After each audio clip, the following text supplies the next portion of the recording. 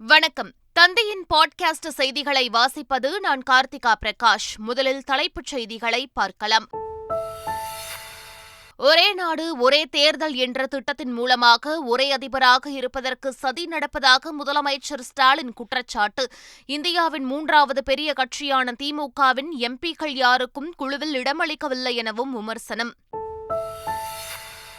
சனாதனம் பற்றி நான் பேசியது சரியே, எந்த வழக்கு போட்டாலும் சந்திக்க தயார் என அமைச்சர் உதயநிதி அதிரடி. இந்தியா கூட்டணி வலுப்பெறுவதை திசை திருப்பவே பாஜகவினர் சனாதனத்தை கையில் எடுத்துள்ளதாகவும் விமர்சனம். வாக்கு வங்கி அரசியலுக்காக சனாதன தர்மம் அவமதிப்பு. சனாதன தர்மத்திற்கு எதிராக அமைச்சர் உதயநிதியின் பேச்சுக்கு மத்திய உள்துறை அமைச்சர் அமித் ஷா கண்டனம். நாட்டில் ஊழல், சாதிவெறி, வகுப்புவாதத்திற்கு இடமில்லை. 1000 ஆண்டுகளுக்கு நினைவில் நிற்கும் வளர்ச்சிக்கு அடித்தளம் அமைக்க இந்தியர்களுக்கு வாய்ப்பு என்றும் பிரதமர் நரேந்திர மோடி பேச்சு. ஒரே நாடு ஒரே தேர்தல் திட்டம் மாநிலங்கள் மீது நடத்தப்படும் தாக்குதல். காங்கிரஸ் எம்பி ராகுல் காந்தி விமர்சனம். சென்னை மற்றும் அதன் சுற்றுவட்டார பகுதிகளில் கனமழை. வெயில் சுட்டெரித்த நிலையில் பெய்த திடீர் மழையால் மக்கள் மகிழ்ச்சி. அடுத்த 48 மணி நேரத்திற்கு வடகிழக்கு வங்கக்கடல் பகுதியில் குறைந்த காற்றழுத்த தாழ்வு பகுதி உருவாகக்கூடும். சென்னை வானிலை ஆய்வு மையம் தகவல். இனி விரிவான செய்திகள். ஒரே நாடு ஒரே தேர்தல் மூலம் ஒரே அதிபராக இருக்க சதித்திட்டம் நடப்பதாக முதலமைச்சர் மு.க.ஸ்டாலின் தெரிவித்துள்ளார். மத்திய பாஜக அரசு கொண்டுவரும் அந்த திட்டம் நிறைவேறினால் எந்த அரசியல் கட்சியும் செயல்பட முடியாது என அவர் குற்றம் சாட்டினார். அவர்கள் எதிர்கட்சியாக இருக்கும்போது அந்த கொள்கை எதிர்த்தாங்க.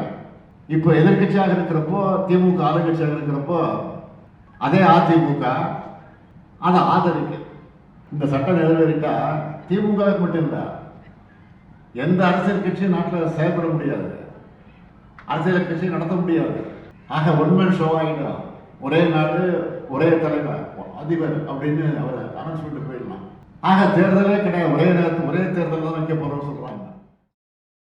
ஒரே நாடு ஒரே தேர்தல் என்பது இந்திய ஒன்றியம் மற்றும் மாநிலங்களின் மீது தொடுக்கப்படும் தாக்குதல் என காங்கிரஸ் எம்பி ராகுல் காந்தி தெரிவித்துள்ளார். இது தொடர்பாக டுவிட்டரில் பதிவிட்டுள்ள ராகுல் காந்தி, இந்தியா என்பது பாரதம் என்றும் மாநிலங்களின் ஒன்றியம் என்றும் குறிப்பிட்டுள்ளார். இந்திய ஒன்றியத்தின் மீதான தாக்குதலே ஒரே நாடு ஒரே தேர்தல் என்றும் ராகுல் காந்தி குறிப்பிட்டுள்ளார். சனாதன கோட்பாடுகளை மட்டுமே தான் விமர்சித்ததாகவும் சனாதனம் பற்றி நான் பேசியது சரிதான் என்றும் அமைச்சர் உதயநிதி ஸ்டாலின் தெரிவித்துள்ளார். இந்தியா கூட்டணி வலுப்பெறுவதை திசை திருப்பவே பாஜகவினர் சனாதனத்தை கையில் எடுத்துள்ளதாகவும் அமைச்சர் உதயநிதி ஸ்டாலின் குற்றம் சாட்டியுள்ளார். நான் சனாதன கோட்பாடுகளை தான் நான் விமர்சித்தேன். சனாதன கோட்பாடுகளை தான் நான் ஒழிக்கணும்னு சொன்னேன். அதை நான் பேசிக்கிட்டு தான் இருப்பேன். இல்லை, ஒன்றிய பிரதமர் திரு நரேந்திர மோடி அவர்கள் காங்கிரஸ் முக்த் பாரதா அப்படின்னா அவர் என்ன காங்கிரஸ்காரங்களாம் பிடிச்சி கொலை பண்ண போகிறாங்களா? நான் ஒரு கொள்கையை சனாதனம்னா என்ன, ஃபர்ஸ்ட் ஆஃப் ஆல் எதுவுமே மாறக்கூடாது, எல்லாமே நிலையானது அப்படின்னு சொல்கிறது தான் சனாதனம்னு அதுக்கு ஒரு விளக்கம் சொல்கிறாங்க. எல்லாத்துலேயும் மாற்றம் ஏற்படணும், ஒரே மாதிரி இருக்கக்கூடாது அப்படிங்கிறது தான் எங்களுடைய திராவிட மாடல். எல்லோருக்கும் எல்லாம் கிடைக்குங்கிறது தான் திராவிட மாடல். சில வருடங்களுக்கு முன்பு பெண்கள் படிக்கக்கூடாதுன்னு சொன்னாங்க. பல வருடங்களுக்கு முன்பு பெண்கள் மேலாடை அணியக்கூடாதுன்னு சொன்னாங்க. கோயிலுக்குள்ளே போகக்கூடாதுன்னு சொன்னாங்க. ஆனால் ஒவ்வொன்றையும் நம்ம மாற்றிருக்கிறோம். இதுதான் திராவிட மாடல். அதனால் என்ன வழக்கு போட்டாலும் எதுனாலும் சந்திக்கிறோம். சனாதன தர்மத்திற்கு எதிராக அமைச்சர் உதயநிதியின் பேச்சுக்கு மத்திய உள்துறை அமைச்சர் அமித் ஷா கண்டனம் தெரிவித்துள்ளார். ராஜஸ்தானில் பரிவர்த்தன் யாத்திரையை தொடங்கி வைத்து பேசிய அவர், இந்தியா கூட்டணி இந்த நாட்டின் கலாச்சாரத்தையும் சனாதன தர்மத்தையும் அவமதித்து வருகிறார்கள் என்று கூறினார். திமுக நிர்வாகிகள் சனாதன தர்மம் ஒழிக்கப்பட வேண்டும் என கூறுவதாகவும், கடந்த சில நாட்களாக சனாதன தர்மத்தை இந்தியா கூட்டணி தலைவர்கள் கையில் எடுத்துள்ளதாகவும் குற்றம் சாட்டினார். வேலூரில் நடைபெறும் திமுக பவள விழா வெற்றிக்கு அச்சாரமிடும் முப்பெரும் விழாவுக்கு முதலமைச்சர் மு.க.ஸ்டாலின் அழைப்பு விடுத்துள்ளார். திமுக தொண்டர்களுக்கு அவர் எழுதிய கடிதத்தில், வேலூரில் வரும் 17ஆம் தேதி திமுகவின் முப்பெரும் விழா நடைபெறுகிறது என தெரிவித்துள்ளார். கலைஞர் நூற்றாண்டு தொடக்கமும் திமுக பவள விழா தொடக்கமும் இணைந்த இந்த ஆண்டில் வேலூரில் நடைபெறவிருக்கும் முப்பெரும் விழாவிற்கு கட்சியினரை அழைப்பதில் உங்களில் ஒருவனாக அகமகிழ்கிறேன் என்றும் தெரிவித்துள்ளார். காஞ்சிபுரத்தில் முன்னாள் முதலமைச்சர் ஓ பன்னீர்செல்வம் அணியின் புரட்சி பயண தொடக்க விழா பொதுக்கூட்டம் மழை காரணமாக ஒத்திவைக்கப்பட்டுள்ளது. காஞ்சிபுரத்தில் உள்ள களியனூர் கிராமத்தில் ஏற்பாடு செய்யப்பட்டிருந்த பொதுக்கூட்டத்திற்கு ஓ பன்னீர்செல்வம் வந்திருந்தார். பேரறிஞர் அண்ணா நினைவு இல்லத்தில் மாலை அணிவித்து பொதுக்கூட்ட மேடைக்கு அவர் வருவதற்குள் கனமழை பெய்ய தொடங்கியது. கொட்டும் மழையையும் பொருட்படுத்தாமல் ஓ பன்னீர்செல்வம் மேடைக்கு வந்தடைந்தார். அப்போது பேசிய கழக அரசியல் ஆலோசகர் பண்ருட்டி ராமச்சந்திரன் புரட்சி பயணம் பொதுக்கூட்டம் ஒத்திவைக்கப்படுவதாக அறிவித்தார். அரசு பள்ளி மாணவர்களுக்கு நீட் பயிற்சி 11ஆம் வகுப்பு முதல் தொடங்க வேண்டும் என்று பாமக நிறுவனர் ராமதாஸ் வலியுறுத்தியுள்ளார். அவர் வெளியிட்டுள்ள அறிக்கையில், மருத்துவ படிப்பில் சேர்வதற்கான நீட் தேர்வை எழுத விரும்பும் தமிழக அரசு பள்ளி மாணவர்களுக்கு பயிற்சியை தொடங்குவது குறித்து இதுவரை எந்த அறிவிப்பும் வெளியாகாதது ஏமாற்றம் அளிக்கிறது என்று தெரிவித்துள்ளார். கடந்த ஆண்டுகளில் மிகவும் தாமதமாக தொடங்கப்பட்ட நீட் பயிற்சியால் எந்த பயனும் விளையாத நிலையில் நடப்பாண்டிலாவது பயிற்சியை முன்கூட்டியே தொடங்குவதுதான் சரியான செயலாக இருக்கும் என ராமதாஸ் தெரிவித்துள்ளார். இஸ்லாமிய சிறைவாசிகளை விடுதலை செய்தால் நாடாளுமன்ற தேர்தலில் திமுகவை ஆதரிப்பேன் என நாம் தமிழர் கட்சியின் ஒருங்கிணைப்பாளர் சீமான் தெரிவித்துள்ளார். காங்கிரசுடன் கூட்டணி இல்லை என்றாலும் திமுகவிற்கு முழு ஆதரவு அளிப்பதாக அவர் கூறினார். இஸ்லாமிய சிறைக்கைதிகளை விடுதலை செய்யுங்கள், இன்று விடுதலை செய்யுங்கள். நான் 40 தொகுதியிலும் போட்டியிலிருந்து விலகிட்டு உங்களுக்கு ஆதரிக்கிறேன். அதுவும் குறிப்பா திராவிட முன்னேற்ற கழகம் எந்தெந்த தொகுதியில் இன்னைக்கு 20 தொகுதி நிற்குதா, 20 தொகுதியில் நான் வேட்பாளர் போடல, திரும்ப பெற்று ஐ வில் சப்போர்ட் யூ. ஒருவேளை நீங்க எனக்கு காவிரியில் தண்ணி தர மாட்டேங்கிற, எனக்கு உரிய நதி நீரை பங்கிடாத உனக்கு தேர்தலில் எதுக்கு தொகுதி பங்கீடு என்று கேட்டு காங்கிரஸை விட்டுட்டீங்கன்னா 40 தொகுதியில நான் உங்களை ஆதரிக்கிறேன். நாடு முழுவதும் உள்ள அனைத்து மாவட்டங்களிலும் வரும் 7ஆம் தேதி காங்கிரஸ் கட்சி சார்பில் பாத யாத்திரை நடத்தப்பட உள்ளது. ராகுல் காந்தியின் இந்திய ஒற்றுமை பயணத்தின் 1ஆம் ஆண்டு நினைவு தினம் வரும் செப்டம்பர் 7ஆம் தேதி அனுசரிக்கப்பட உள்ளது. இதனை முன்னிட்டு அந்நாளில் நாடு முழுவதும் மாலை 5 மணி முதல் 6 மணி வரை யாத்திரை நடத்த காங்கிரஸ் கட்சி முடிவு செய்துள்ளது. இதற்கான சுற்று அறிக்கையை காங்கிரஸ் பொதுச் செயலாளர் KC வேணுகோபால் வெளியிட்டுள்ளார். நாகை மாவட்டம் வேதாரண்யம் பகுதியைச் சேர்ந்த 3 ஆசிரியர்களுக்கு தமிழக அரசின் நல்லாசிரியர் விருது கிடைத்துள்ளது. கடினல்வயல் அரசு மேல்நிலைப்பள்ளி உதவி தலைமை ஆசிரியர் சிவகுருநாதன், ஆயக்காரன்புலம் பெண்கள் அரசு மேல்நிலைப்பள்ளி தலைமை ஆசிரியர் ஸ்டெல்லா ஜெனட், தகட்டூர் ராம கோவிந்தன் காட்டு ஊராட்சி ஒன்றிய தொடக்கப்பள்ளி ஆசிரியர் சுப்பிரமணியன் ஆகிய 3 பேருக்கும் இந்த ஆண்டுக்கான தமிழக அரசின் நல்லாசிரியர் விருது கிடைத்துள்ளது. 3 பேரையும் பள்ளி பெற்றோர் ஆசிரியர் கழகத்தினர் சக ஆசிரியர்கள் பாராட்டியுள்ளனர். விருது பெற்ற ஆசிரியர்கள் தமிழக அரசுக்கும் முதலமைச்சர் ஸ்டாலினுக்கும் நன்றி தெரிவித்துள்ளனர். திருப்பூர் மாவட்டம் பல்லடம் அருகே ஒரே குடும்பத்தைச் சேர்ந்த 4 பேர் வெட்டி கொலை செய்யப்பட்டதால் பரபரப்பு ஏற்பட்டுள்ளது. பல்லடம் அருகே கள்ளங்கிணறு கிராமத்தில் குறைத்தோட்டம் பகுதியைச் சேர்ந்த செந்தில்குமார் தன்னிடம் ஓட்டுநராக பணிபுரிந்த வெங்கடேசன் என்பவரை சில மாதங்களுக்கு முன்பு பணியிலிருந்து நீக்கியுள்ளார். இந்நிலையில் செந்தில்குமார் வீட்டின் அருகே 2 கூட்டாளிகளுடன் வெங்கடேசன் மது அருந்தியுள்ளார். அவர்களிடம் செந்தில்குமார் கேள்வி கேட்டபோது தகராறு ஏற்பட்டதாக தெரிகிறது. அப்போது வெங்கடேசன் உடனிருந்த 2 கூட்டாளிகளும் மறைத்து வைத்திருந்த அரிவாளால் சரமாரியாக வெட்டியுள்ளனர். தடுக்க முயன்ற செந்தில்குமாரின் தம்பி மோகன், சித்தி ரத்னம்மாள், புஷ்பவதி ஆகியோரையும் சரமாரியாக வெட்டியுள்ளனர். 4 பேரும் உயிரிழந்த நிலையில் அவர்களது உடல்களை கைப்பற்றி பல்லடம் மருத்துவமனைக்கு அனுப்பி வைத்தனர். பதற்றமான சூழல் நிலவுவதால் போலீசார் குவிக்கப்பட்டு IG பவானி ஈஸ்வரி, SP, DSPகள் விசாரணை மேற்கொண்டு வருகின்றனர். சூரியனை ஆய்வு செய்வதற்காக நேற்று விண்ணில் செலுத்தப்பட்ட ஆதித்யா விண்கலத்தின் புவிவட்ட பாதை உயர்த்தப்பட்டது என்று இஸ்ரோ தெரிவித்துள்ளது. முதல் சுழற்சிக்கு பின்னர் 245 கிலோமீட்டர் குறைந்தபட்ச தூரமாகவும் 22,459 கிலோமீட்டர் அதிகபட்ச தூரமாகவும் சுற்றுவட்ட பாதையில் ஆதித்யா விண்கலம் சுற்றி வருகிறது. வரும் செப்டம்பர் 5ஆம் தேதி அதிகாலை 3 மணிக்கு 2ஆம் கட்டமாக ஆதித்யா விண்கலத்தின் சுற்றுவட்ட பாதை உயர்த்தப்படும் என்று இஸ்ரோ தெரிவித்துள்ளது. திருச்செந்தூர் சுப்பிரமணிய சுவாமி கோவில் ஆவணி திருவிழா இன்று கொடியேற்றத்துடன் தொடங்கி வரும் 15ஆம் தேதி வரை 12 நாட்கள் வெகு விமரிசையாக நடைபெறவுள்ளது. இதையொட்டி திருச்செந்தூர் வடக்கு வீதியில் உள்ள சிதம்பர தாண்டவ விநாயகருக்கு சிறப்பு பூஜை நடைபெற்றது.